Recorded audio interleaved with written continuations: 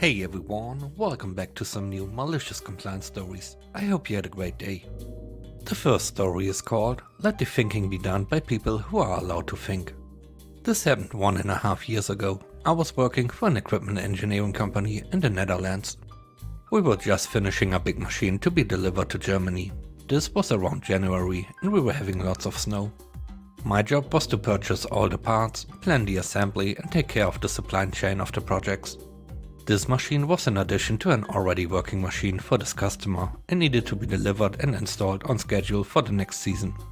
By the time the machine was finished, I had arranged the transportation. Due to the size of the machine, the only option was to rent a few big open trailers to put it on in sections and strap them down. The machines were mostly able to withstand a small amount of rain. All the electric parts were wrapped in plastic and the bare metal axles were coated in grease so they wouldn't rust. To be extra sure, my manager ordered me to ask the trucking company to bring big plastic sheets to cover the top of the machines so they would be extra safe due to the forecasted snow that week. By the time the trucks arrived to be loaded, I and my manager got into a conversation about the snow, which was still a big concern for us. I had a little light bulb moment and explained that we should be more concerned about the snow that already fell on the streets and was sprinkled with salt by the gritters. That snow would be picked up by the tires of the trucks and swung into the machine. Salted water is way more damaging to metal, so my idea was to instead use the extra covers on the top on the floor to create some sort of bathtub around it to prevent the splashed salt to enter the machine. My manager wouldn't hear about my ideas and commanded me to just do my job and let the thinking be done by people who are allowed to think. So I shrugged and went back to my work. Fast forward 1 week, the machine arrived at the customer and it did have a lot of rust on it. All the axles, sprockets and chains were just written off. There was no way to bring them back to decent condition.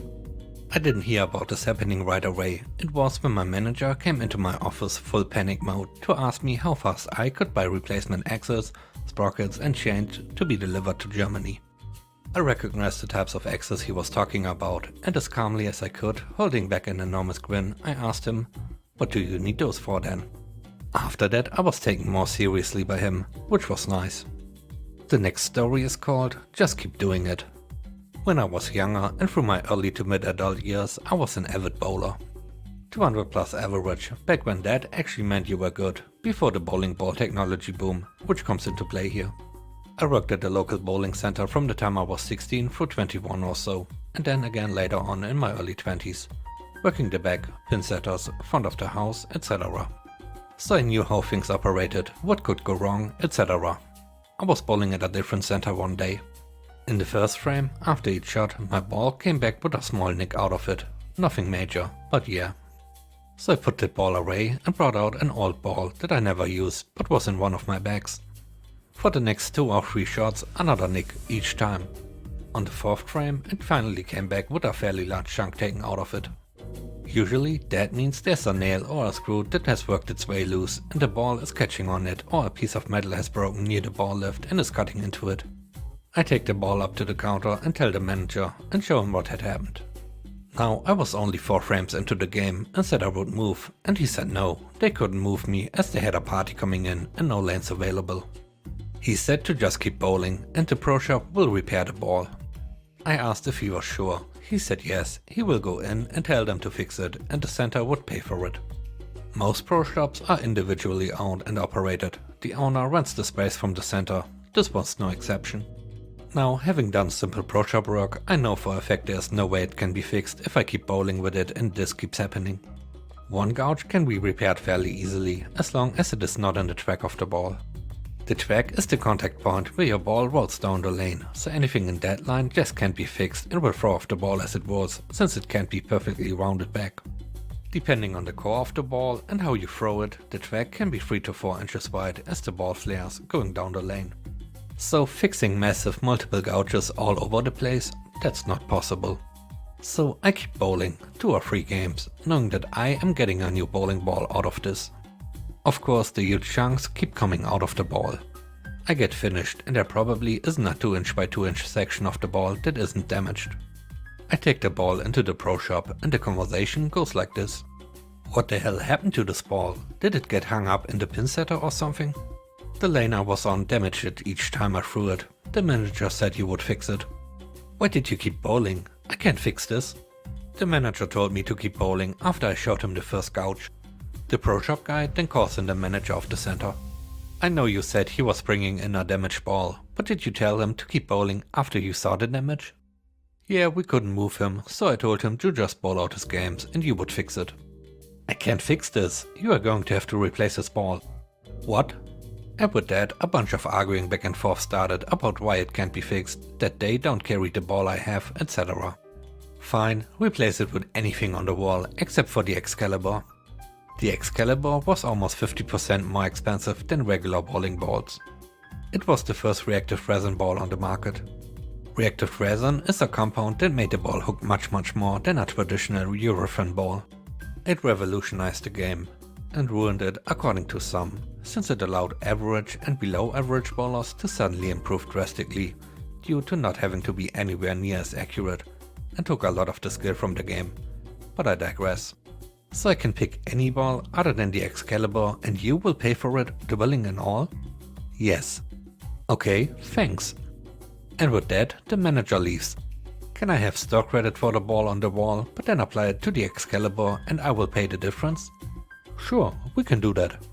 So he proceeds to measure my hand and wills the ball, and I pay like 40 bucks for what was then between a $150 and $200 ball that I could not have afforded at the time.